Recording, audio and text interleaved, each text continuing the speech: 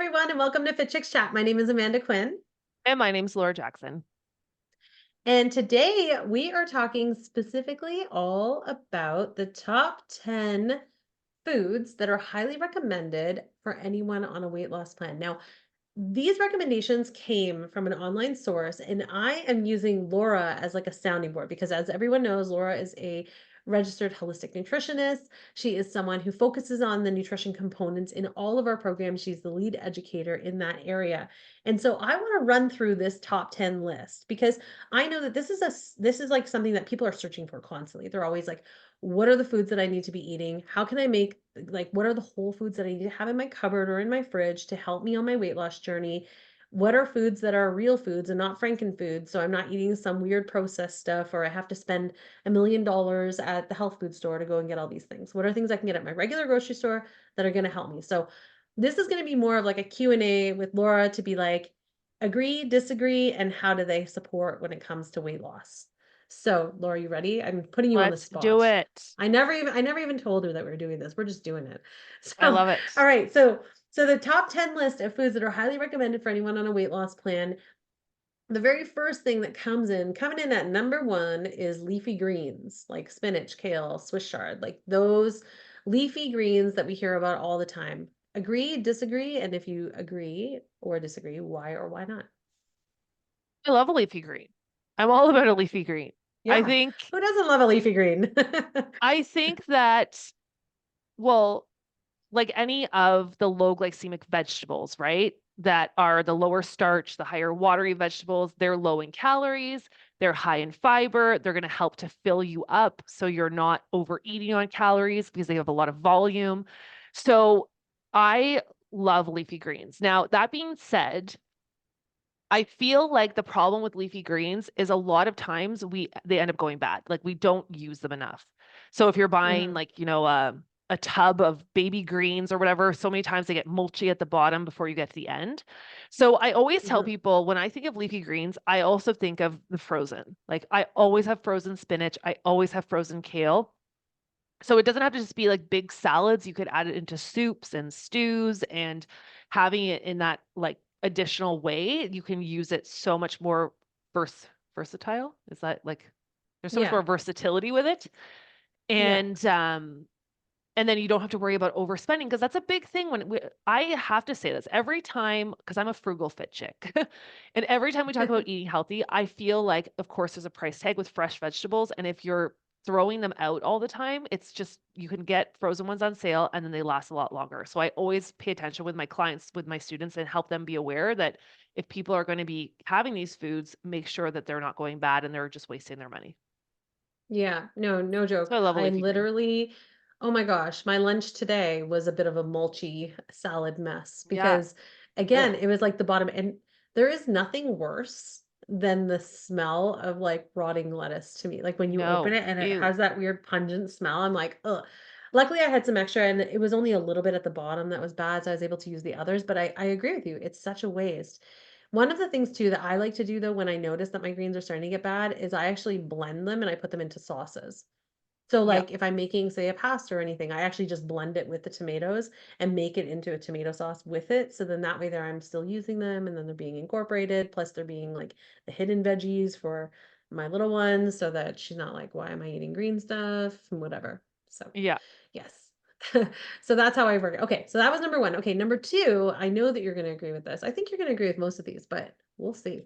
The second one is lean proteins. So like chicken breast, turkey, and it also says tofu. So what are your thoughts? Yeah, so I always have a stocked fridge full of lean proteins, and it's also one of the things that I would recommend as one of the top things for clients to get or coaches to tell their clients to have a good variety of lean proteins on hand. So whether it be animal-based or plant-based, um, because especially for women, we don't eat enough protein. And I always like I'm a protein harper. I'm always like, we have to have protein at every single meal. Like it actually for me is the first thing I always think about. What's my protein going to be? Um, Yeah. but it's really important, especially for women and as we age, because we naturally are losing muscle mass. So we need that protein to maintain our muscle mass. Also, when we're on a weight loss journey, Usually we're not just losing fat, we are breaking down some of our muscle mass. So we want to make sure that we're preserving that. So having proteins on hand definitely should be in your cupboard.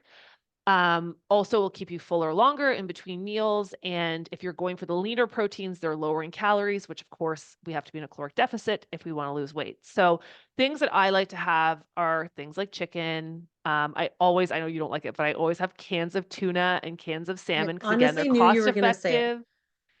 I knew you were gonna say it, and I was like, honest to goodness, like I felt like I was gonna gag because I just knew it was coming out of your mouth. Yeah, I knew tuna was I love next it. on the list because I lived with you for years, and I know the tuna scent. Yes, but it's also, again, going I back just to don't that like the smell frugal of it fit so chick. bad. It's like it's a cost-effective way to have portable proteins. It's also easy because you don't have to cook them, but of course, not everyone likes fish, so that's the problem. Well, can I But they just do tell you also have though that my husband loves tuna yes, you did tell me and that. is obsessed. I know, so I've never escaped it. It's literally just I went from one home to the other. Yeah, you're like, ugh. Oh, so Tofu, I stinky. do like organic tofu, but again, just because there's so much soy in different products, I would limit the amount of tofu, which if I was, recommending for a vegan or a vegetarian, I would have other plant-based sources like tempeh, which is still soy, but it's fermented. Having different options like different legumes like chickpeas, black beans, white beans, kidney beans, like all of the beans, are great too for sources of protein. So those are things I'd just be aware of. Like when it comes to the tofu, I just wouldn't have it all the time and just make sure that it is a good organic source. Yeah. But yeah, I And love then okay, proteins. number 3 kind of falls in line with the same thing, and I know again, I know what your answer is for this one for sure, which is one of the top 10 foods for highly recommended for anyone with weight loss is eggs. Yeah. Agree? Yeah, but Eggs, I don't so think of good. eggs as much as a protein. So this is something a lot of people always think about eggs as a protein As source. fats. Mhm. Yeah, I think of it more as a healthy fat. So Mhm. like because there is protein in it, the protein in the whites, but it's so low. Like it's not a very high protein. If you have two eggs, you still would usually have to have more protein with your breakfast, right? Right. So, Which is like but why I people usually have like bacon and eggs or whatever, right? Because it's like a yeah, or like combo of like adding in more. And protein. again, we forget that leafy greens and different vegetables have protein in it too. So it does add up if you start to add in, if you think of it as the complete and three, what we teach of the protein, Mhm. fiber, and fat. If you're getting real whole foods, you will be adding in more protein from other things. But I always think about eggs as more of a fat. So, and also again, fats really help to fill us up. It tastes really good. Um, and it's also there's so many great vitamins and minerals in eggs and choline and things that we need, right? So I really like eggs. And again, it's a very cost-effective source. And I think that that is such a Mhm. big block, especially right now with the price of groceries constantly going up. Um, it's just something that you can have in your fridge and on hand, and there's just so many health benefits to eggs overall. So yeah, True. I love eggs too. I love all these things. I know. I feel like I'm not sure if we're going to get to some that you don't necessarily agree with or like, but I definitely am loving the explanations behind why. So the next one, number 4 on the list is berries. So like blueberries, strawberries, raspberries, blackberries, the berry family. What do you think Yeah. about berries when it comes to weight loss? Yeah, so I always tell our students if you're thinking of fruits, berries should be the first thing that pops in your mind Hmm. because the berries are the lowest sugar fruits, especially like raspberries, blackberries. Those ones are really low. Blueberries and strawberries have a little bit more, but I also love raspberries and blackberries because they're the highest in fiber, right? There's so much Hmm. fiber in those. Um, but I always say when we're thinking about fruit, don't think about the bananas, don't think about mangoes, all of those really sweet ones. Have your first thought of fruit as being berries because again, especially if you're on a If weight weight loss loss is your journey, goal. Hmm. yeah, and on top of that too, they have so many of the antioxidants in them, even because the color, right? When you think about the color, there's all the polyphenols, like things that are really, really beneficial to your overall health, your skin, everything. So, whereas, things like bananas, they're more, to me, a banana is a starch. I don't think of it like, oh, it's a high fiber fruit. I think if I'm going to have starch, that would be one of my starches. And same with the True. higher sugar fruits. So, berries are the go-to. And I always, again, have frozen berries because you can get them cheaper. They're great for smoothies, defrosting them, adding them into breakfast. The only thing is you can't really snack on them when they're defrosted because they're mulchy. But berries are my fruit go-to always. Now, what do you think about the next one on the list, which is Greek yogurt? Because Greek yogurt, I feel like Greek yogurt is, I mean, in my opinion, I feel like it's a 50-50 on the list. But I want to know your opinion. Yeah, I think it would be a bit of a 50-50 because of the dairy component, and dairy can be inflammatory. Also, there's different when we look at the glycemic index, which shows how quickly a carbohydrate spikes your blood sugar. Um, it's not that high, and again, depending on the fat content, right? Because you can get 0% Greek yogurt, which would be, to me, in my mind, I think of that then as like a lean protein source. If you have it as a higher fat, it's not gonna spike your blood sugar as much.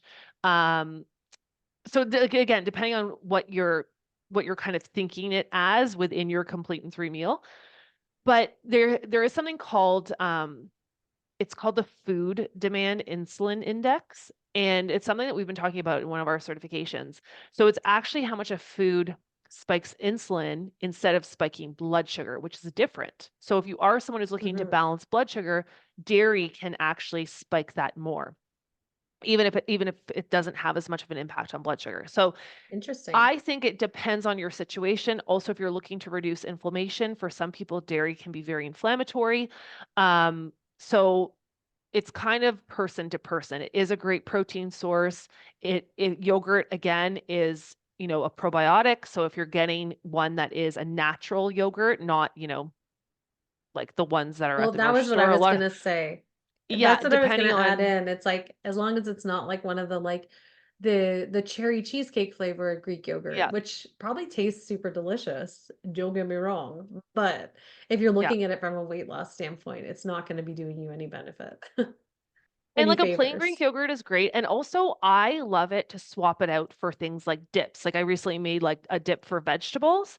Instead of using sour cream, I use Greek yogurt. So then that veggie and dip became now a protein, a fiber, and healthy Protein. fat, right? Mhm. So it's a great swap out for baking, for cooking, for dips, for things like that. So I still give it a thumbs up. Awesome. Now, what do you think about number 6 on the list? Number 6 on the list for top 10 foods for weight loss is nuts and seeds. So, like almonds, chia seeds, flax seeds, all of the seeds that are rich and healthy in fats, protein, and fiber. So, what do you think about those? So this might be interesting because I love the seeds. So I'm totally going to be for and in the context of weight loss. So I love chia seeds because again, they have that really cool property where they, expand and they get Yeah. gelatinous, which really helps with digestion. I love flax seeds as well. They help with hormonal balance. So I love the seeds. I don't love focusing on nuts when it comes to weight loss. I think they're actually a snack that you kind of want to avoid. They're very high in calories. They're not, think about it. How many times have you eaten almonds and you're like, whoa, I'm so satisfied without eating, 100 of them? So I Totally. don't like nuts on a weight loss plan. Unless again, No, it's a and you don't tiny want to have, sprinkle. yeah, but you don't want to have the plan either. That's like eat your 6 almonds as your snack, because then No, you've literally it'll just, the only thing that'll do for you is make you angry. but I feel Because like you're a gonna lot see of that and you're gonna be like, people "What? Yeah, and a 6 lot of almonds?" people use nuts as a healthy snack, and I don't think they're satiating enough. I think that I you agree. eat a small amount for such high calories that you still feel hungry and snacky all the time. So seeds, Totally yes. agree. Nuts, I would avoid until like not avoid, but I would not have them be a focused snack. If it was my client, I would be like, okay, let's take the nuts out, have more voluminous snacks that are going to fill you up more. So you're getting more food for less Like more calories. raspberries and stuff. Yeah. Yeah, And then add that in later on. I also don't like when people use nuts and think about it as a protein because they're not very high in protein. So I look at agreed. again it as more as a healthy fat. Agreed. No, I totally agree. And I agree too, like, you never feel satisfied with nuts. Like, think about, I don't know if you ever tried those almonds way back in the day. I found them, I think at Costco or something. It was like years and years ago. But they sold this huge tub of almonds, and they were salt and vinegar flavored almonds. and Oh, I yum. love anything salt and Me vinegar. So too. I was Oh, like, I like till my tongue feels like it's gonna fall out of my mouth. yeah. Like I'm like, oh, and then I can't eat for like 2 days. My mouth feels weird. But I literally ate so many of them. I was like, I probably ate in one sitting like 10,000 calories because number one, you can eat them so quickly, right? You just eat them Yeah. and you don't and they don't really fill you up until you reach a certain point. It takes And you so many probably eaten 1,000 calories. But which is why quickly. too, again, So going back to that I like the seeds. I like sunflower seeds. And I wish they made salt and vinegar ones. I can never find them. Sorry, I'm gonna cough. yeah, they should. They should make some salt and No, but vinegar it's flavors. again because If kernels, if they you're take listening, make the sunflower seeds and salt and vinegar flavor, please. I know, and they take a long time to eat, right? So you're getting that tiny seed, you got to do the work to do it. So you still get the taste, a smaller amount, because if you actually took all those seeds out of the shell, you probably just have like a tablespoon or two.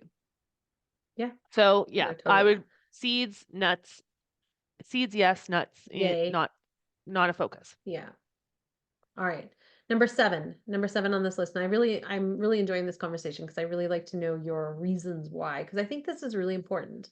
Somebody can read a list and they say, okay, I have to eat these 10 foods, but like, why? Why do we want to eat these 10 foods? What is it that's benefiting me? So number seven on the list is, and I can never say this word, I don't even know why, um, cruciferous vegetables. Cruciferous vegetables.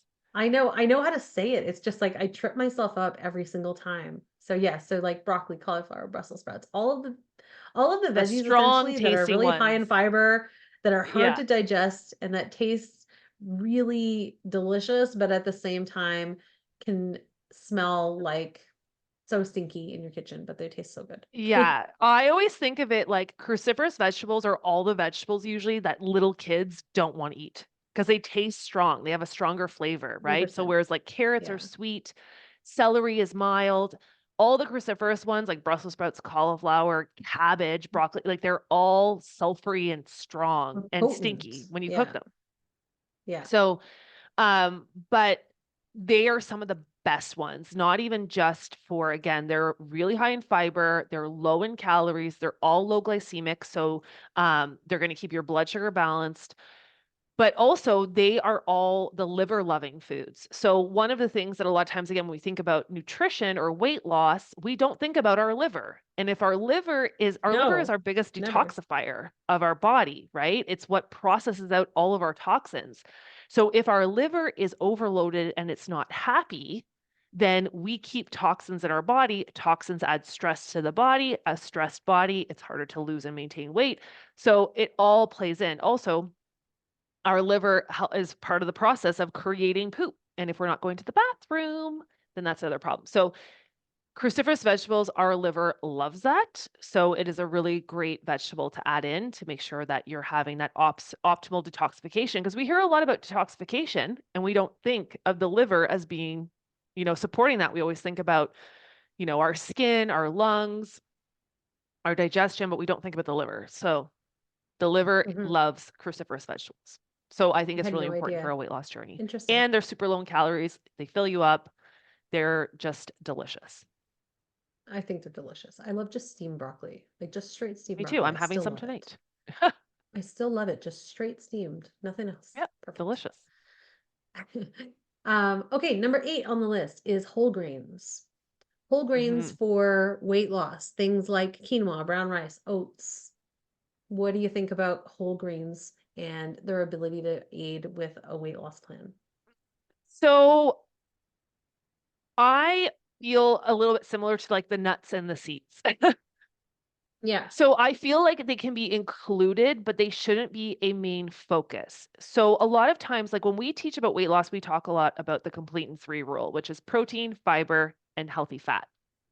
And when Hmm. we say fiber, we encourage to make most of your choices from the low glycemic vegetables and fruits. That's going to be the source of carbohydrate and fiber. Now, like quinoa, brown rice, oats, they're still complex carbohydrates. They're good for you. They're going to be slower digesting than having like white bread, but they are still like they're going to spike your insulin more. They're higher glycemic. So if you're trying to balance blood sugar and cravings and they're also higher in calories, so I would not be having them at every single meal.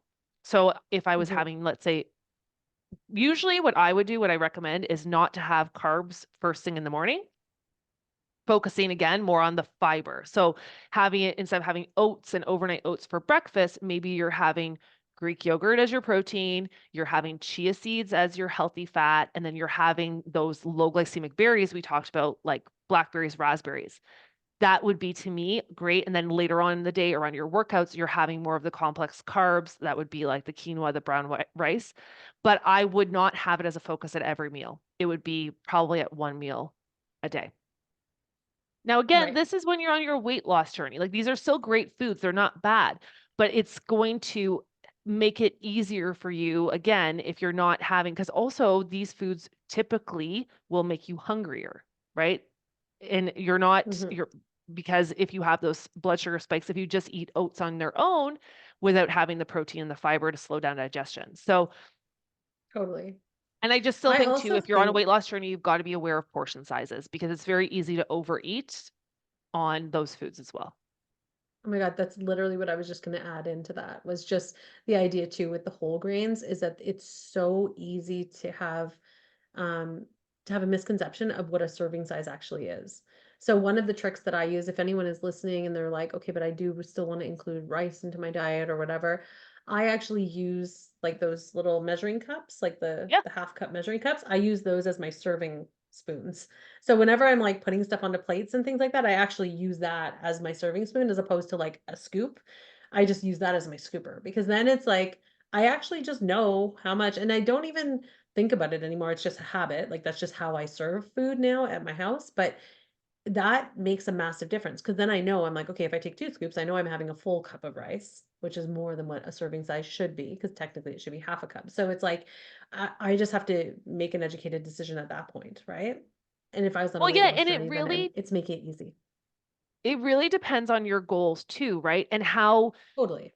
And how you react to carbohydrates. So where you are on that journey. So if you're coming from eating like a highly packaged, highly processed diet and you're trying to go quickly to being, lower, like a lower glycemic style of eating, it can be very, very challenging as you're doing that shift. So it can be a great shift into it, but these are still great foods. And again, if you have more muscle mass and you're more sensitive, like insulin sensitive, but if you're more insulin resistant, then these are things that you would want to move out of the way for a bit till you get more insulin sensitive. So there's all different things around it. They're still real whole foods. They're still great. But again, in the context of being on a weight loss journey, I would just make sure that you're measuring out your portions, you're not having them at every single meal, and really trying to get in that mindset of the protein, fiber, and the fat. And that is a hack that I actually give our students too. I'm like, if you're in a meal prep, in a stainless steel bowl, like make your brown rice in advance or your quinoa or whatever it is, and then just keep a stainless steel in the container, a half Yeah. cup. So you know that's just your serving spoon. You just Yeah. meal prep it That's and then you've got literally it what right in I've there. done forever. It's so Yep. easy that way. So much easier. Okay, number 9 on our list is, when it comes to the 10 foods for weight loss, it was listed as number 9 being legumes. What do you think about those lovely legumes? Yeah, so I love legumes like lentils, chickpeas, black beans, right? Like all of the beans and I guess well, chickpeas and lentils, I think they're in the same family. Anyways, especially if you are trying to eat more plant-based, but you have to also remember that they are a combination of carbohydrate and protein. So a lot of people end up eating them as their protein, and if you're trying not to overeat in carbohydrate, and then it's like they're getting too much carbohydrate. Also, some people can have digestive issues with them. I just think they're a really great cost-effective way. If you follow like a paleo diet, they recommend not having any legumes because they can be really harsh on your digestion and inflammatory, but it's all in the preparation. So just making sure that you're preparing them properly if you're doing it from dried, um, then that will help to make the digestion easier. And yeah, I think again, it's kind of how I feel about whole grains. Like I feel about like add them into the rotation, but don't overdo Don't it. make Like our don't overdo focus. it on any food, right? If you eat Yeah. too much of any food, because I know some people who can't digest legumes at all, but it's a really Yeah. great plant-based protein source. I love it in salads, soups. It's cost effective. They're delicious. Like I love a good legume.